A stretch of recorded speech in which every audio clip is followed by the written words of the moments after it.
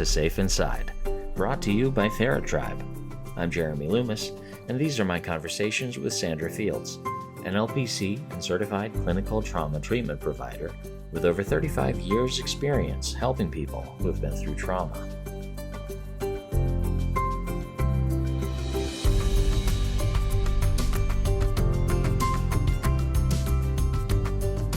Welcome back to Safe Inside. I'm Jeremy.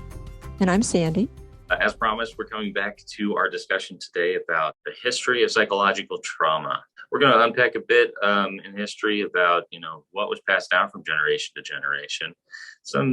Probably some dots that are familiar, you just may not have thought to connect, and talk about how treatment for trauma has changed over the course of time as well. Sandy, where do we begin? Well, I think we're going to take it back to maybe France, and we're going to talk about Jean-Martin Charcot. And for those of you who are French speakers, I know I just mangled that, so please bear with me. But he was a French neurologist, and he was the first person to attempt to study a disease known as hysteria. They called it hysteria because they were mostly working with women. And so anytime that women had experienced some of these symptoms, they assumed that they were hysterical. So he was studying hysteria, and this was considered a disease without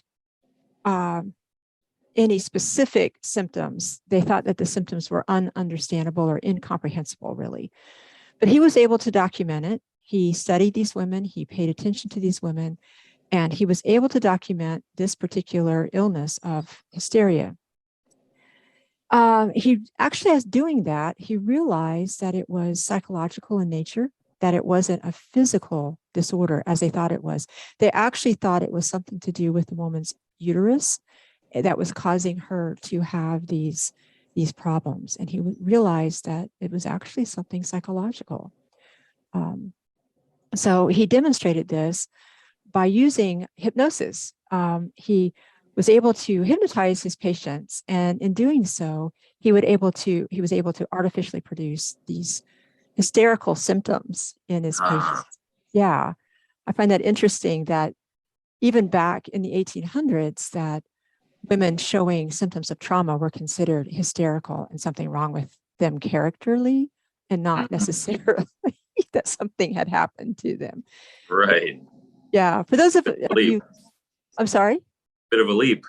Yes. And for those of you who've been listening to us for a while, you know that trauma-informed treatment starts out with not what's wrong with you, but what's happened to you. And this is actually the opposite. That was the opposite in so many years of. Oh goodness. Yeah, I mean, it goes a long way just to have somebody say, I believe you. Yes. Even if you start there, it's like the healing process has already begun in some cases. Yes. I know it's crazy when you think about it, but we still kind of do this today. We'll talk about that eventually, about some of the ways that we are not trauma informed or trauma competent in our approach with people. And anytime that you're not trauma informed or trauma competent, you're almost always assuming what is wrong with you as opposed to what's happened to you. Anyway, Charcot, he was actually teaching, and he had some very famous students, including Sigmund Freud. And so his students wanted to research how to help these women who were showing signs of this so-called hysteria. And so all of us know about Freud, I guess, but I am going to talk about him for a minute, because Freud was able to, he first deduced that the symptoms of hysteria were the result of psychological trauma. He wrote papers saying that he believed that the symptoms were the result of an altered state of consciousness that came about because emotional reactions to traumatic events were so unbearable.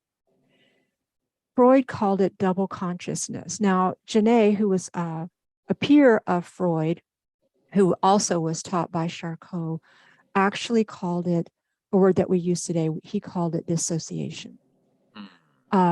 And both Genet and Freud discovered symptoms that could go away if the patient was able to verbalize the traumatic event stored in unconscious memory. So if they were able to talk it out in a safe space, a lot of the symptoms would be alleviated or at least mitigated. Genet called this treatment psychological analysis. And Freud actually called it psychoanalysis. He combined that word or those two words together. So Genet and Freud and Joseph Breuer, they gave birth to what we know as modern psychotherapies, what we do today. And this is where we can come safely. Go I'm ahead. sorry. Is it fair to say that that was the beginning of a public dialogue on what we now call dissociation? Yes, yes, it is fair to say that. Yes. And that's where that word comes from. It was coined that long ago. And I want, just because it's a sort of a pet peeve, it's not disassociation. That means when you're stepping back from someone and no longer associating with them. This is dissociation. There's no A in there. And it's literally where you are separating from yourself.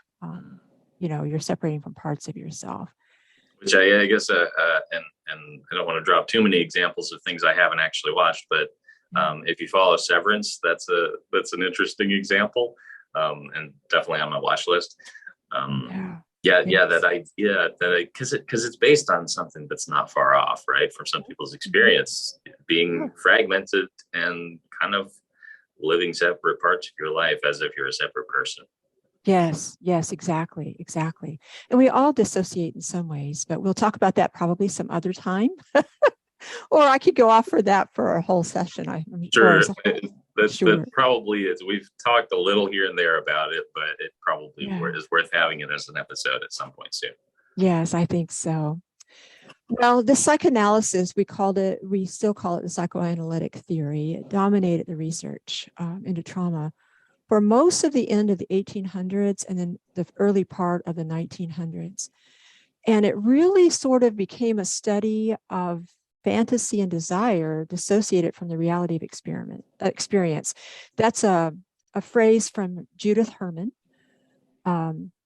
Judith Herman we'll talk about her eventually, but she is a very famous psychoanalyst who works with trauma, specifically with women who've been sexually abused. Her first major paper or book actually was Father-Daughter Incest in the 1970s, the first of its kind. Anyway, Freud based most of his research on his exploration of women's sexual lives.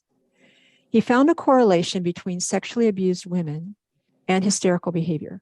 I know that those of us in 2022 are not surprised at that, but at the time it was kind of scandalous because many of these women, speaking of Judith Herman, had been sexually abused by their fathers or their stepfathers or their grandfathers or their uncles. And almost all of Freud's patients were wealthy women who were in the higher social circles. And so people were not happy to hear that he was saying this. And they put a lot of pressure on him to recant his paper. They were saying, these are women from good homes, you're maligning men that we know and men that we like and men who are running the world, and we're not okay with this. And Freud goes, oh, you're right, I must have been mistaken. And so in that particular moment when he recanted his paper, and he said that these patients made up the fantasies of sexual abuse. And this is when trauma treatment turned away from the study of hysteria, and then trauma was associated with the unconscious. And these were those unconscious desires, the Oedipus complex, the Electra complex, and girls had penis envy, and they were just making up these fantasies of wanting to have sex with their fathers and grandfathers and uncles. Seems like a lesser publicized detail or pivot in Freud's life and work. Yes. And those of us looking back, we wished he had not done that, because it really they were really on the way for trauma treatment to really begin working. And when he recanted and society went, oh, and, had that big sigh of relief and they ran away from it. It set trauma back a good 100 years. Yeah. Okay. This is a personal belief, but I just had an ever-growing suspicion that things are true all the way up, just as they are true all the way down. And if you see it individually, you're going to see it socially, and so on and so forth. So it seems like there are patterns that are just fundamental in nature a lot of the time. And what an interesting example to see. I mean, we already see what happens when an individual denies what's happened to them. It doesn't go Yes. all that well. What Right. about when the entire society does? Yes. Yes. And we still do that. We think about how many times do you hear women talking about, yes, my father sexually molested me. Yes, my grandfather, I mean, outside of the therapy session, of course, right? We don't talk about it. It's not in literature. And yet we do know that the majority of women who are sexually molested as children, it's by someone that they know within their family, many of whom are their fathers and father figures like stepfathers and grandfathers. And yet that's a taboo subject in our society that we don't like to talk about. Sure. We we have a taboo against talking about that, but the taboo for father-daughter incest is not as strong as, say, the mother-son taboo, incest taboo. And so it's more a taboo around speaking about it more so than in actuality. We'll probably get to that sooner or later, I'm sure, especially if we talk about Judith Herman's work. But back to Freud, as you can tell, I'm still a little angry with him. I may never I think forget a lot him. of people are. I personally think he gets thrown under the bus a little more than he should, but that's not to say that he wasn't without, certain pretty terrible errors.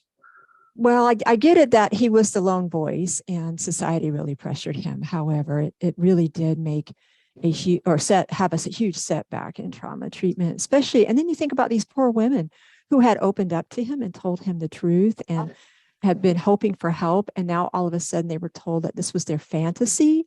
And their fantasy was having sex with the person who had abused them. I mean, I think about those poor women and my heart just breaks. Yeah, let me not come across as thinking that's okay on any level. I know. More where I'm coming from is that you'll hear some people talk about Freud as if he were totally worthless, when really, yeah. I think he started sewing together a lot of things that were up until then pretty abstract concepts, and started systematizing it I don't know that we'd be where we are today and being able to even not just have vocabulary, but have some public level of understanding of some of these things. I absolutely agree. I actually use some of Freud concepts today. I mean, to be honest, but as we're especially defense mechanisms is a big one that I use a lot with clients, and a few other things specifically around Freud. However, in trauma treatment, he did us no favors in that moment. And my heart does break for those women. Anyway, Charcot, of course, died because this was over 150 years ago, whenever it was, and Freud had recanted his work. So the study of psychological trauma kind of went underground for a while. And then in the teens, World War I happened. And so men started becoming what they called shell shock at the time. So Charles Myers, he was a British psychologist, and he was one of the first to examine soldiers who had what they called shell shock. And this nervous disorder was thought to be the result of the concussive effects of exploding shells. So if you think about, as we consider traumatic brain injury today, or someone who's played football a lot and had a lot of concussions, or a boxer or an MMA fighter, they were thinking that shell shock was the result of that kind of physical concussion, that from all of the shells that were exploding around these men. And so can we pause there for just a moment? Yeah. No, this is interesting because, for somebody who's growing up today, looking back, it could sound, on the face of it, right, it could sound so ridiculous that would even be their hypothesis. It could be so ridiculous that somebody would say, oh, hysteria, it's your uterus. Today, it sounds straight up bizarre to like, those seem like baseless conclusions to jump to. And I'm sure back then they had their rationale, but like, does it not point to the fact that we weren't yet to a place where we were even seeing emotions as something that could have that level of devastating effect? Absolutely. We just assumed that people would get over it. And a lot of the men that were in World War I were young men, like teenagers and early 20s. And we all know that kids are resilient. Mm. I personally remember when children were considered not to feel pain. I can remember going to a dentist and them not using the anesthetic because kids don't feel pain. Oh my goodness. I know that when my children were born, that I requested anesthesia for them when they had to have surgery. I had to ask for it because babies don't feel pain, and we know that babies do feel pain, but we're not talking like centuries ago. I'm not that old, right? Yeah, Right. I still have one biological child that's still not 40 yet. Will be soon, but not yet.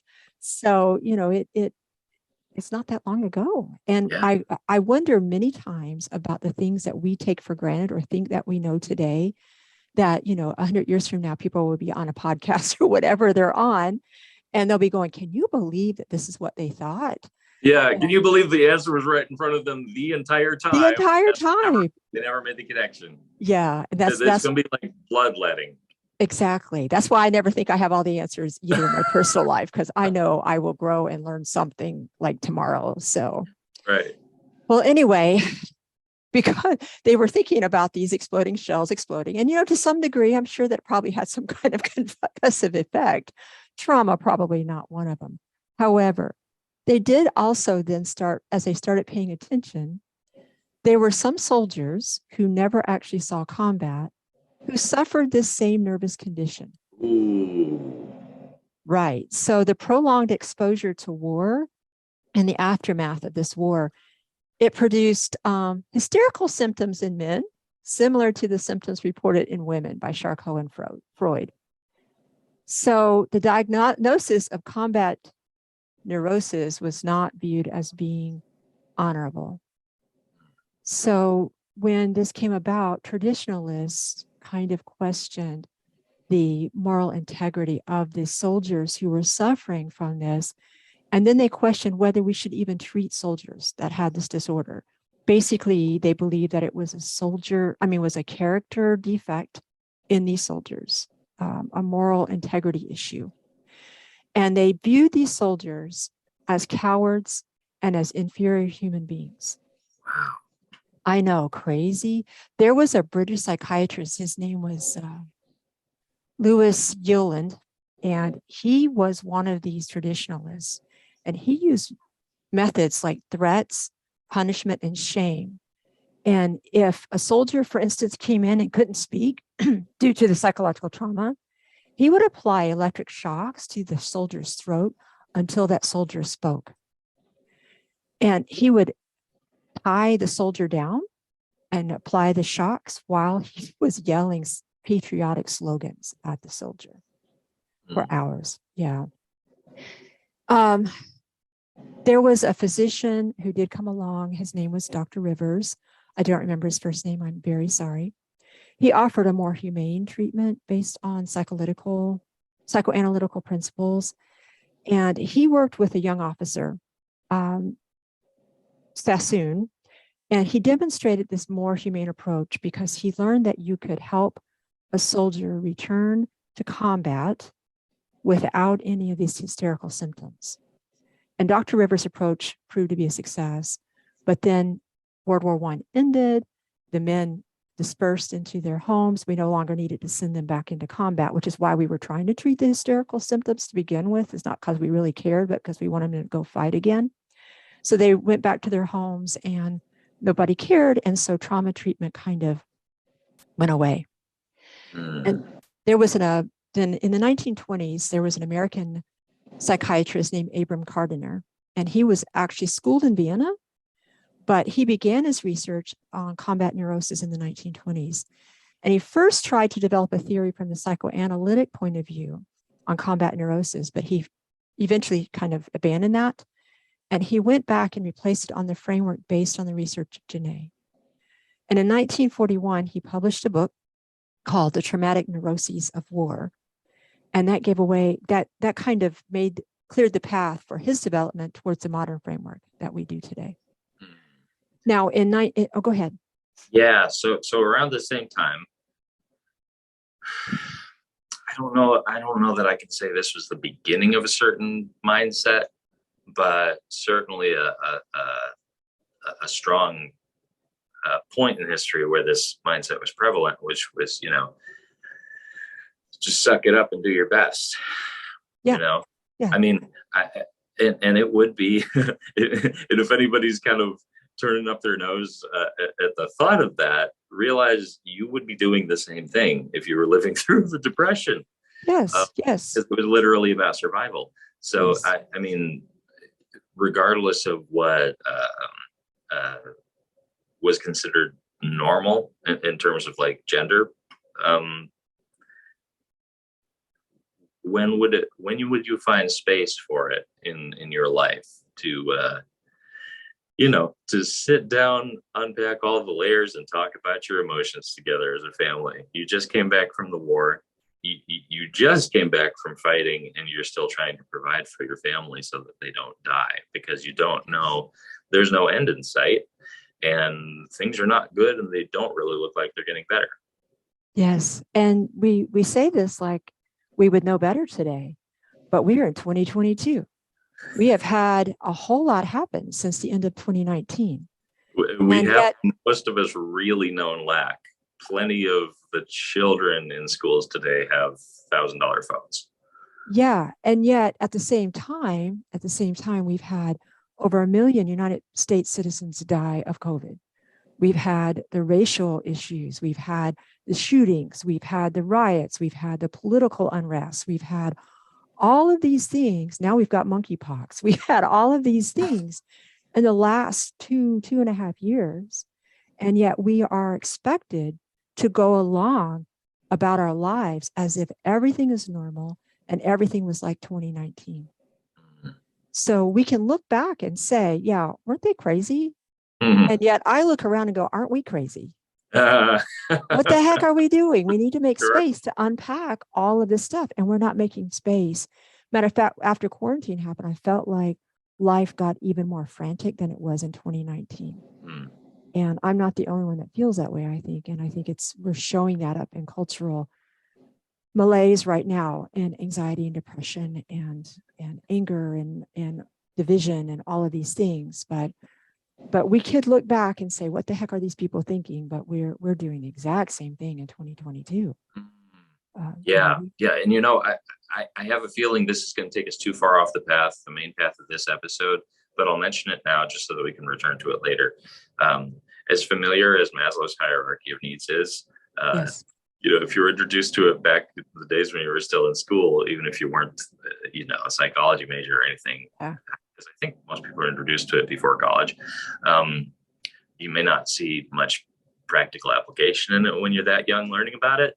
There's meat in that Yes. pyramid. There's a lot to chew on, and it's worth coming back to for a lot of reasons. But between that and just the apparently pretty typical human problem of trying to see your way out of the daily grind, to make space for anything you're not already making space for when you're already stretched too thin. There's a lot there that's worth unpacking, and I think we're going to have to soon. I would agree with that. And it would be very timely right now, I think. So back to this, as we're talking about not making the time for unpacking that. And when after World War I, nobody really cared that much because they weren't fighting. But then World War II happened. And so Dr. Gardner joined another American psychiatrist. His name was Dr. Spiegel. And they revised his text and they began treatment based on the work of Dr. Rivers. And so Cardinal and Spiegel found soldiers in World War II to be suffering from the loss of attachment to their fighting unit. So the treatment would have to be relatively close to the battlefront, because when they pulled the men out of battle and away from their support network of the men who understood what they had been through and what they were going through, the men did not do as well. And so the treatment had to move to the battlefront, or at least close to that. And they used a lot of hypnosis, and they did sort of a recreation of the traumatic event through this hypnosis. Today, we would call that working through a form of trauma narrative. And they learned that this form of treatment proved effective. But Dr. Cardinal and Dr. Spiegel warned the military that the effects of treatment would not be permanent because they knew that there was a lasting effect of trauma on the mind. And this is exactly We're getting there. People are starting to recognize the starting. structure of emotions and I how it know. affects the body. Yes. And this treatment style stayed in practice, the hypnosis close to the battlefield until the end of World War II. When, of course, because, the war is over and we no longer need our men to go back and fight for us, we don't really care about them. Trauma treatment started to fade again. Even the study of trauma started to fade. And then in the 1960s. Ooh, I'm sorry. I keep interrupting. It's okay. But doesn't that speak to another thing that is all too normal? We'll make time for things that are a present threat. Urgent. And once they stop being urgent, kind of like, if you go for a physical and your doctor tells you, oh, okay, you need to make changes right now, or I can't tell you how things are going to turn out for you. You might make some serious changes that you've been complacent about up until then, but once you feel like you're back to normal, your fitness regimen, your dietary, eating healthier, all of that might go out the window again. It's a lot easier to be complacent when nothing seems like consequences are coming. Right. We are very much a society of the urgent versus the important. And that's exactly what's happened with this here. So World War II ended in 1945. A couple years after that, trauma treatment just pretty much was kind of gone away and hidden. Now, there were a few you can read about, a few one-offs here. The Three Faces of Eve, I think that particular case study was happening in the 1950s. There's always a therapist here and there, but overall, the treatment of trauma was not happening. In the 1960s, the Vietnam War happened. And this would be the next reappearance in any interest in combat neurosis. Dr. Robert Lifton and Chaim Shatan, they developed what they called rap groups. Back in the 60s, rap was for talking. So it was a slang for talking. They called them rap groups for combat veterans suffering from the psychological trauma of war, as well as suffering from the traumatic impact of being in war during the anti-war sentiment. The anti-war sentiment towards these men made their trauma responses even more intense and larger. And these rap groups offered the soldier a place to discuss their experiences with other soldiers. And it also raised awareness about the effects of war on these men. And by the 1970s, these rap groups have spread across the nation. And because of that, the Veterans Administration, the VA, then kind of had to begin research into the effects of combat exposure to soldiers. Also, during this time in the 60s and 70s, the feminist movement really began getting a lot of momentum. And within the feminist movement, it raised awareness about everyday violence in the sexual and domestic lives of women. Women suffered the same effects of combat neurosis in their civilian lives. And this is what they found as they studied this. The effects of rape, sexual abuse, and sexual violence were more prevalent in women than the trauma of war on men. Right? Remember, Freud touched on this sexual issue before his recantation prior to the feminist movement, but then recanted it. In 1980, by this time I'm having babies. In 1980, just to put it in perspective for all of you who are younger, it's not that long ago. It feels like yesterday to me. Yeah. By the time I'm getting ready to be born. I know. The American Psychiatric Association developed a category called post-traumatic stress disorders. So we're looking at almost 100 years after Freud and Charcot. This category was 100 years. Yeah, it's crazy, isn't it? That's a whole century, by the way. That's a lot of hurting people who live out their entire lives believing nobody wants to hear about it. Absolutely. And it was really just kind of pushed because in that 100 years, we went from fighting like in the Civil War with cannons and stuff to fighting with gas agents, to we had a whole Holocaust. In World War II, we had two huge world wars. We had the invention of the atomic bombs, is how that were unleashed on Japan. We had Vietnam, where we had all of these things happening. And so all this push, along with the rise of the feminist movement, and people living closer together due to the Industrial Revolution, living in cities together, all of it sort of empowered people to say, this can't be right. We have to do something, And what a tug of war it is, because if all you hear is one person's reason for the way they see things, you can, whether you agree with it or not, you can probably at least see why they would see it that way. But part of the tug of war here, at least from my perspective, is some people waking up to this I'm going to use the word reintegration that started to feel necessary. And I'm using that as the opposite of dissociation. So just as I said before, you can experience dissociation on the individual level. I think whether it's anti-war protesters, whether it's feminists, you started to see people saying, this isn't sustainable. This isn't even what are we seeing dignity and humanity if this is our way forward? Right. So even though we're like on physically separated continents, and that doesn't automatically raise the same flag to say, oh, that's like dissociation within your own body. I think people are starting to see, if we can't see beauty and value our common humanity, then we're still pretty shattered as a human race.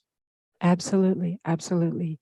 And yet at the same time, we have this dissonance because, we say things like we care about each other.